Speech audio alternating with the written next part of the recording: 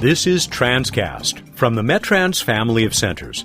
I'm Mat Kaplan with another of our conversations recorded behind the scenes at the International Urban Freight Conference, or INUF, in October of 2015. This biannual event has become one of the most important gatherings of goods movement researchers and professionals from around the world. The Texas A&M Transportation Institute, or TTI, is a vital partner in the Southwest Transportation Workforce Center, led by METRANS.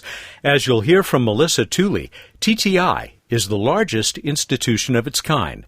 With a doctorate in civil engineering, Melissa has been with the Institute since 2006 and currently serves as director of the Southwest Region University Transportation Center.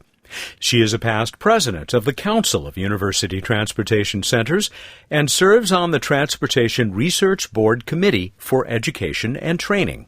Melissa, thank you for ducking out of the conference for a couple of minutes and joining us in this noisy conference room to talk a little bit about your experience here at INUF. Well, thank you so much. It's been a wonderful conference. Kudos to the planning people who have done a great job putting together the agenda.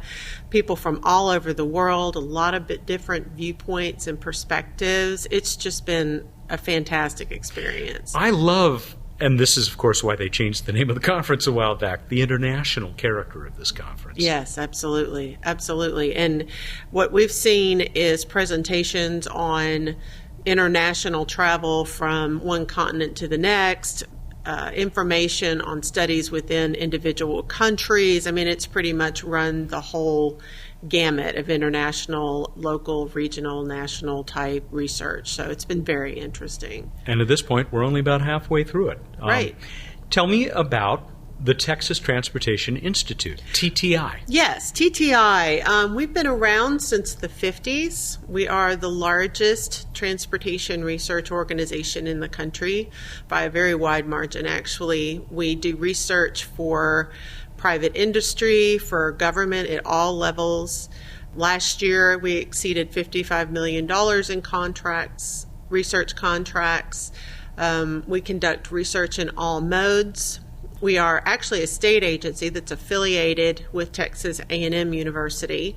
We have a lot of faculty on joint appointments who do research for us, and a whole host of graduate students that work on our various research projects. You have obviously a special interest in the workforce, in workforce development. Oh, absolutely. Yeah. Why is that an important part of the mission? Well, it's so very important because that's where our future lies, is in the students that we educate.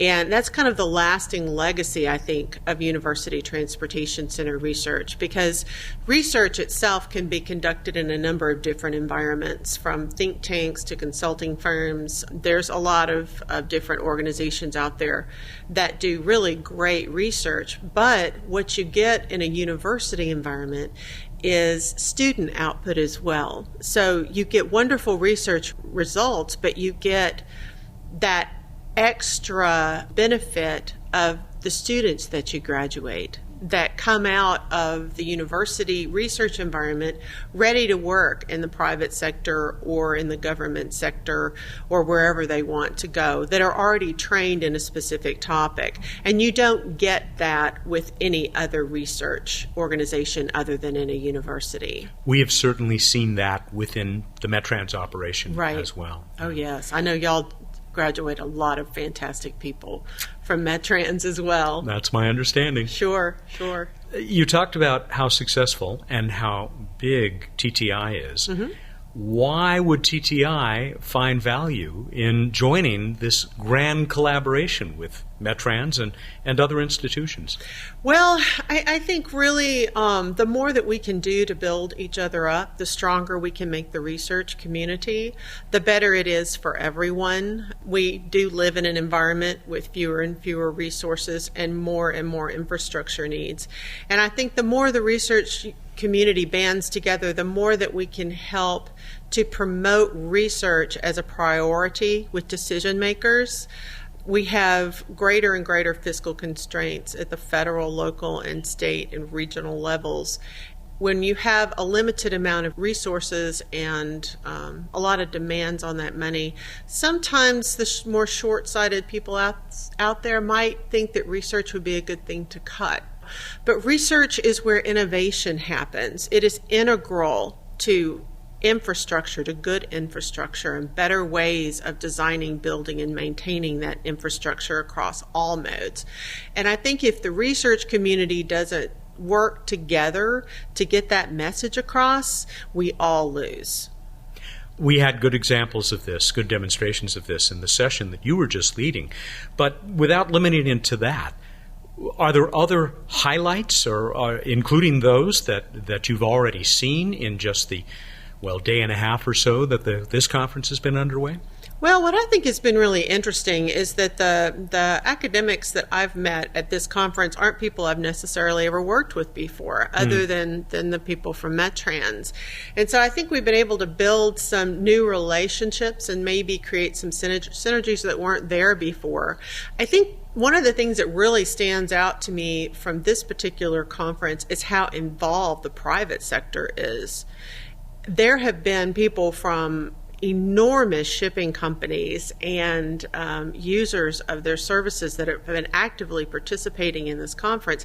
And I think one of the things about INUF that really is unique is that strong private sector presence and how well they are interacting with the academics that are here.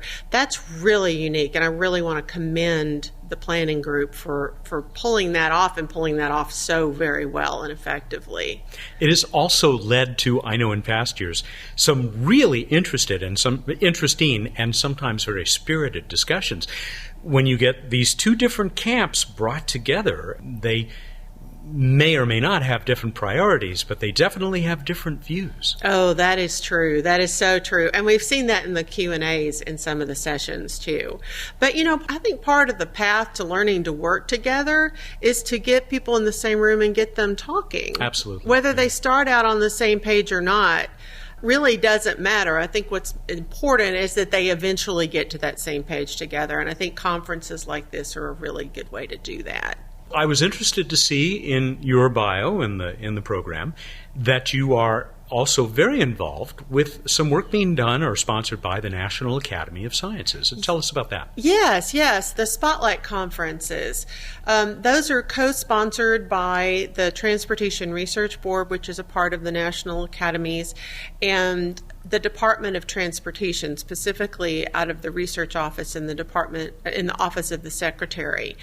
And those conferences are spotlight conferences for the University Transportation Centers program to kind of dig deeper into a specified topic. The conference is coming up here in a couple of weeks is the 9th UTC Spotlight Conference. Over the years, they've had topics anywhere from RFID, when that technology was brand new, up to economic competitiveness, which was the topic last year. As a matter of fact, the paper that I presented at this conference yesterday was the results of the supply chain track for that economic competitiveness Spotlight Conference last year. So the whole point of the Spotlight Conferences is to get the community together, again, representatives from academia and from private industry and government, to talk about what the research community can do to help in a particular topic, whichever topic that Spotlight Conference happens to be. Although UTCs are in the title of that conference, it goes far beyond what the University Transportation Centers do, although we do spotlight what they're doing in the spotlight topic. But what really makes that conference, I think, special is it's not uncommon for congressional staff, decision maker types in DC to attend that conference and to get information that can, I guess, inform them for the decisions that they have to make. So it's really, really an interesting exercise. It also can be challenging but very, very rewarding to try to balance the needs of the national academies and the office of the secretary and the academics that are involved in planning the conference. So it's been a very interesting exercise, and I'm actually chairing the next UTC Spotlight Conference, which is in the first week of November, and we'll be focusing on automated and connected vehicles. Wow, so we're looking forward to a very successful conference in a couple of weeks. Yeah. So as you consider conferences like the Spotlight conferences, like the INUF, and all of the other activity on the academic side that those represent, and the outreach from academia to regulators, shippers. Does this represent an evolution and positive movement across trade and transportation? Oh, I absolutely think it does. The ivory tower doesn't exist anymore, especially in transportation, which tends to be a much more practical, applied type discipline than some of the other topics that, say, the national academies are involved in.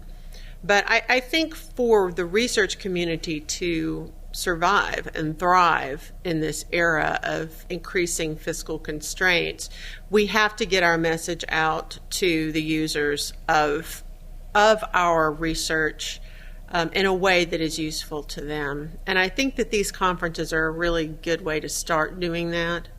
I applaud it. I think that this kind of grounding in reality that you're seeing more with academia is a good thing. I think it's a healthy thing, and I think it'll result in more kind of grassroots research support. Couldn't agree more. Thank you for joining us for this short session of Transcast and for participating in the INUF this year. Best of luck with that conference that, as we speak, is still a couple of weeks off. Well, thank you, and I appreciate the opportunity to be here, and I appreciate you taking time to talk with me this afternoon. My pleasure. Thank you. You've been listening to Transcast with our guest, Melissa Tooley of the Texas A&M Transportation Institute, a partner and collaborator in the Southwest Transportation Workforce Center led by METRANS. We spoke with her at INUF, the 2015 International Urban Freight Conference in Long Beach, California. Transcast is a production of the METRANS family of centers, funded by agencies and organizations including the U.S. Department of Transportation and the California Department of Transportation, Caltrans. Visit us at metrans.org to learn how our research and services can benefit your efforts. I'm Mat Kaplan. Thanks for listening to Transcast.